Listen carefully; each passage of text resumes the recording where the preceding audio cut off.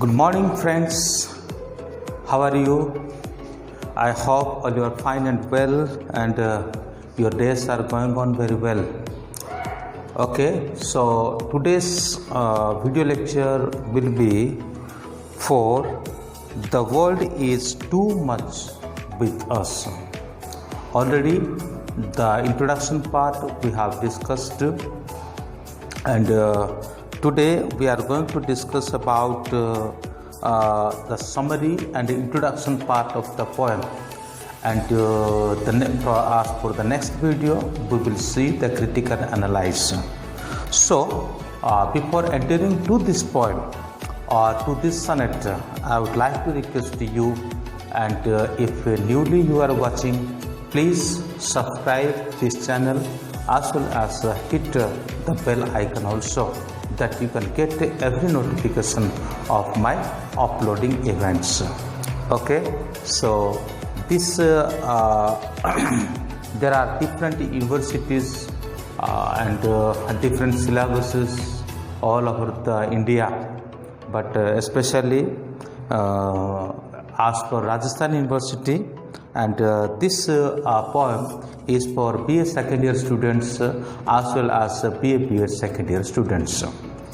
Okay, those who are studying in Rajasthan University under Rajasthan University. Okay, let me read for you the poem. Then after we will discuss the summary as well as we will discuss the introduction of the sonnet. Already I told you what is sonnet. Sonnet is a small poem that consists of 14 lines. Okay. Let me read for you the poem. The title of the poem is "The World is Too Much with Us." That is written by W. Wordsworth. Okay. The world is too much with us. Late and soon, getting and spending, we lay waste our powers. Little we see in nature that in ours. We have given our heart away, a sordid boon. This sea that bears our bosom to the moon. The winds that will be howling at all hours, and are of gathered now like sleeping flowers. For everything we are out of tune. It moves us not, great God. I would rather be a pagan suckled in a creed outward. So might I, standing on the pleasant lea, have glimpses that would make me less forlorn. Have sight of Proteus rising from the sea. Oh, dear old Tristan, blow his withered heart. So this was the reading of the poem. So now let us look the introduction part of the poem. If you have book, please open your book, and as I read and explain, you also see the book. This is the book, this book. Okay, so this is for, I told you, as for Rajasthan University, and okay, so let's begin. In my previous lecture, I told you about especially about the poet, and who was the poet, and what was his character, and what was his living style, and what was his thinking. Everything I told you. Especially he was the poet of romantic age, as well as and he participated French Revolution also, and almost 1 year he stayed in France and also he has written something about the revolution of France. So anyway, and during that time he has written this poem also, and as I told you, this is sonnet or very small poem. In this poem especially he tells about the nature, how the nature is lovely, and we should respect to the nature, and we should save to the nature. People become so greedy, and people become so covetous, and due to that reason they have a lot of requirement, and to fill the requirement and fill their needs they are always harming to the nature, and that was unpleasant thing for him, and that was very sadful for thing, and due to that reason he says, and as sake of that reason I wanted to be just like a pagan. You know who is pagan? Pagan means a person, one who is worshipping to creating things, or one who is worshipping to the nature.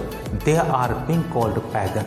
So he wanted to be as a pagan, even though he was a Christian, okay, even though he was an Englishman, but somehow because of this reason and because of this misdeeds he wanted to be as a pagan. So let us read this introduction, and let us read this summary, then we can understand more and more. So this video lecture will be Hindi and English, okay, because especially I am working in Rajasthan. I love to Rajasthan, okay, I love to Rajasthan. I fully dedicated my life to serving in Rajasthan. So that is why I would speak Hindi also, especially those Rajasthani students are watching, and those who are living surrounding of this Jaipur, so they can understand very well. I know that those who are studying literature, they are capable to understand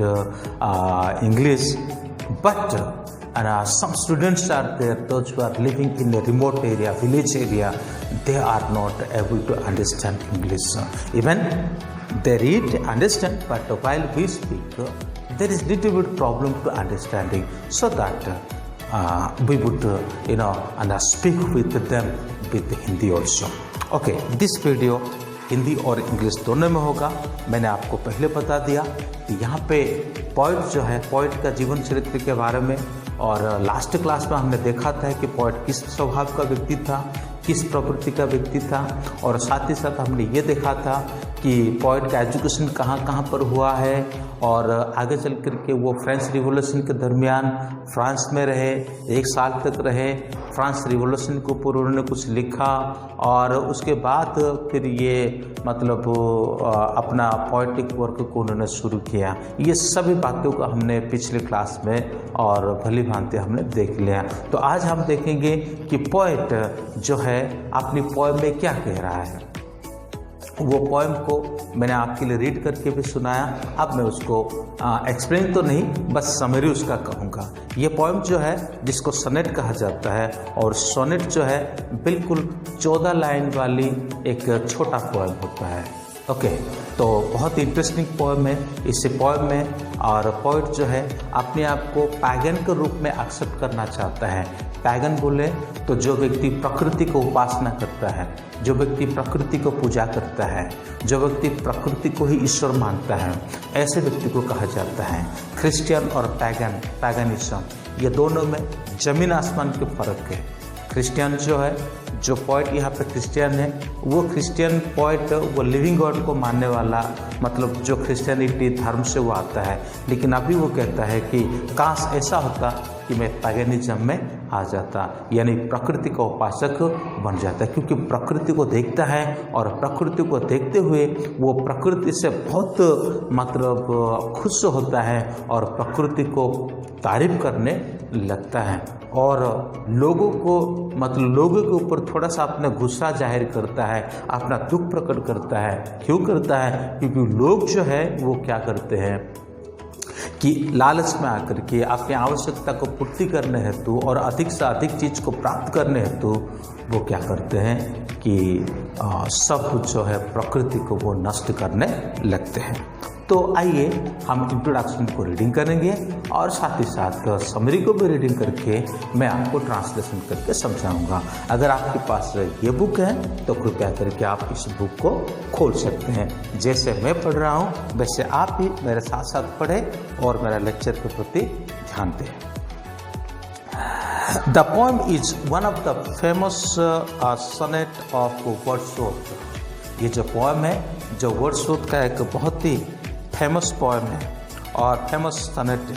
he compose this poem में 1806 को वो compose किया था। It is such as it is an expression of his love and admiration to the object of nature such as sun, moon, the sky, the sea and the winds. इस poem में अधिकतर वो किस प्रकार से प्रकृति को प्रशंसा करते हैं, यानी खास करके सन, मून, सी, रिवर, है ना। ये प्रकृति में जितनी सारी चीज़ें हैं ये प्रकृति को कितना सुंदरता देता है और इसी को वो प्रशंसा करते हैं, इसी को वो सराहना करते हैं और सराहना करते हुए इस पोएम को वो डेडिकेट करते हैं, सराहना करते हुए इस पोएम को लिखते हैं। The language is quite simple. और ख़ास करके इस पोएम का लैंग्वेज ज़्यादा डिफिकल्ट नहीं है, लैंग्वेज बहुत ही सरल है और वो यही चाहते हैं। He wants that the poem should read by every common people, even the common people whosoever read this poem, they also may understand very clearly. That was his intention and that was his ambition. उनका उद्देश्य यही था कि सामान्य से सामान्य लोग भी यदि इस पोएम को पढ़े तो भी क्या होने पाए, तो भी उनको समझ में आ जाना चाहिए। इसीलिए पोएम को वो बड़ी सरल लैंग्वेज में उन्होंने लिखा है। He believes that poetry ought to be written in a simplest language of the common people. It is one of the most characteristic products of Wordsworth, the poet and the moralist. तो यहाँ पे ये अति सुंदर character के रूप में दर्शाता है कि पेट को और एक मोरलिस्ट को, ये सभी को बिल्कुल बड़े सुंदर तरीक़े से वो दर्शाते हैं और साथ ही साथ वो the poem exhibits the love of the poet of paganism।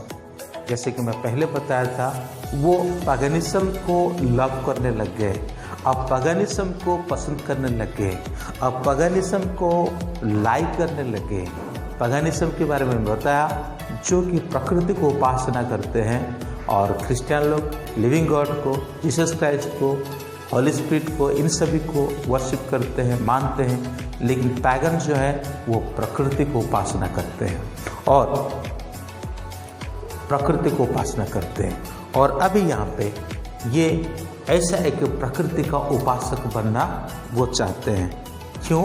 क्योंकि लोग प्रकृति को नष्ट कर देते हैं। प्रकृति दिखने में कितना सुंदर है।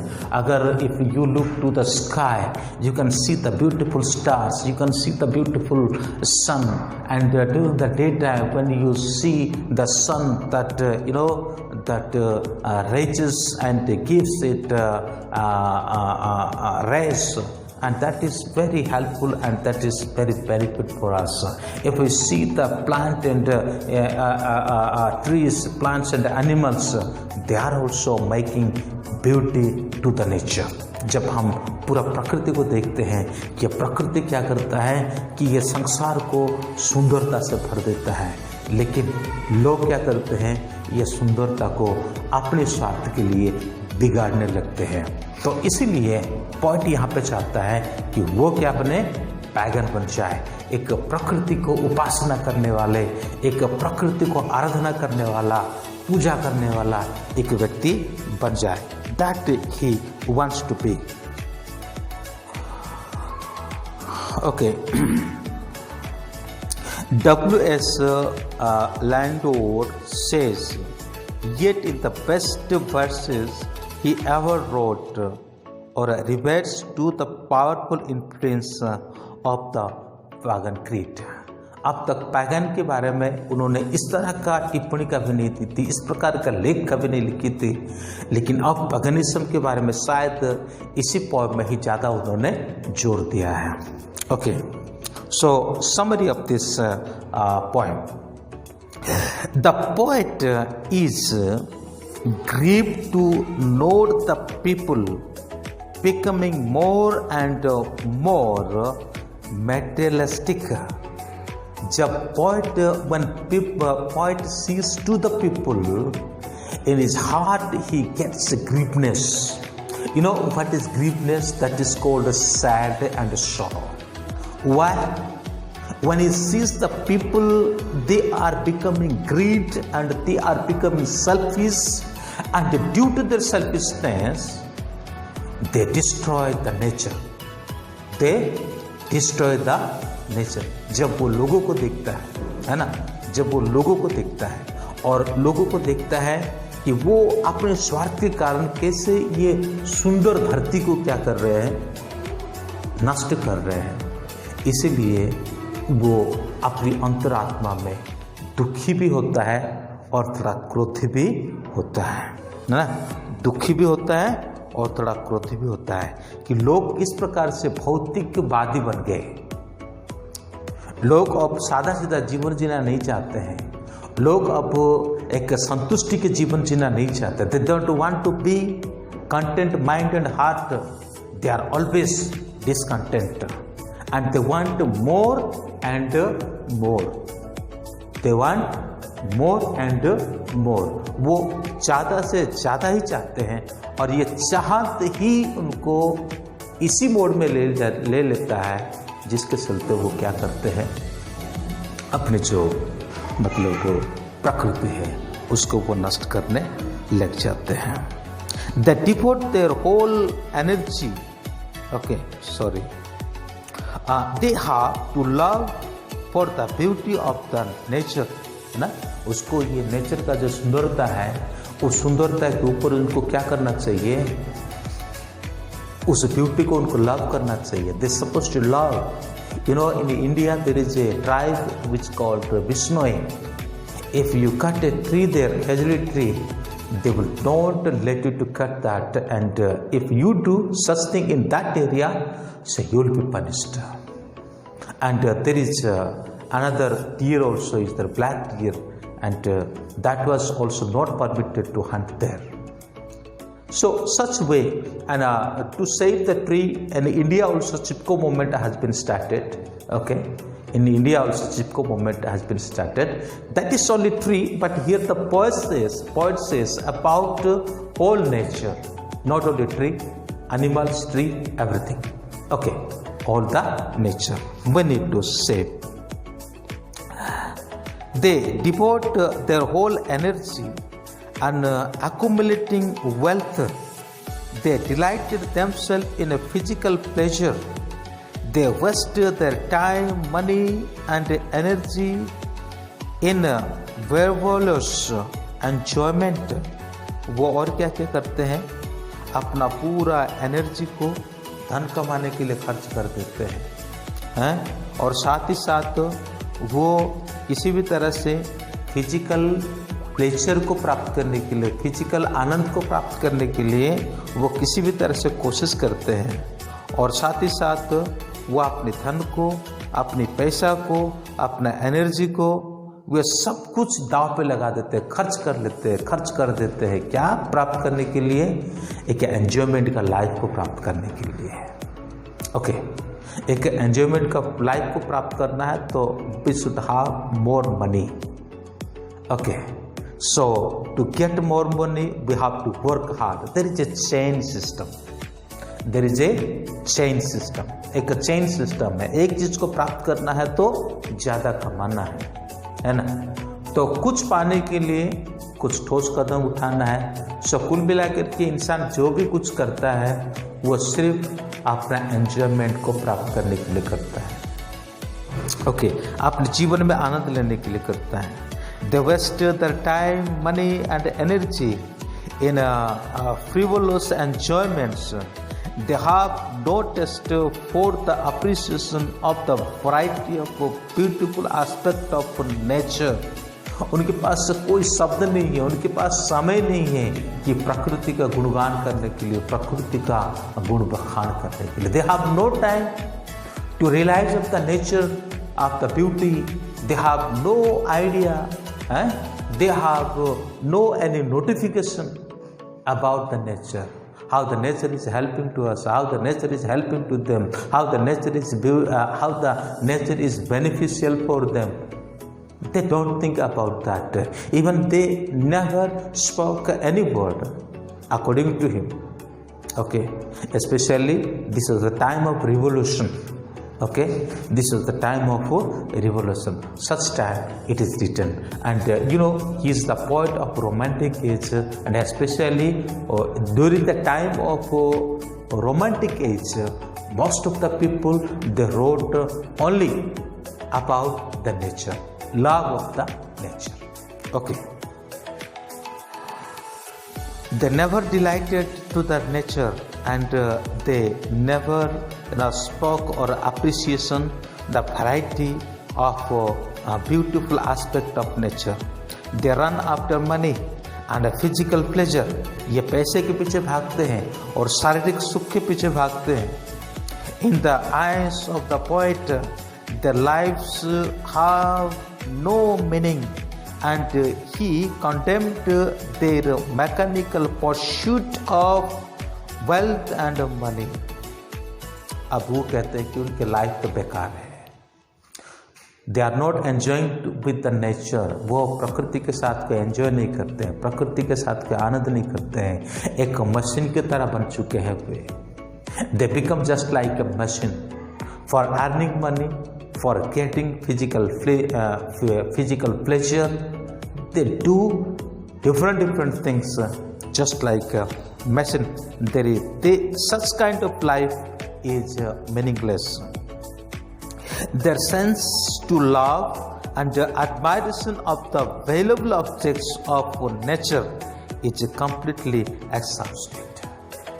जो उनके इसी प्रकृति के द्वारा, मतलब इनकी ये प्रकृति के द्वारा जितनी भी सुंदरता इस धरती में है, वो धीरे धीरे एक्सहाउस्टेड होने लगता है, धीरे धीरे ये ख़त्म होने लगता है.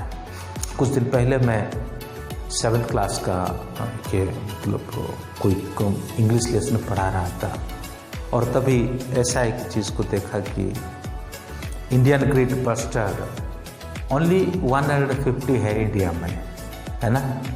ऐसा कुछ नंबर वहाँ पे लिखा हुआ था, और वो पर्टिकुलर एरिया में. और कई समय पहले डोडो नाम के एक बर्ड था, वो भी संसार से गायब हो गया. तो ये सभी क्यों हुआ कि लोग शिकार करते गए, उसको मारते गए, है ना. धीरे धीरे वो ख़त्म होता गया.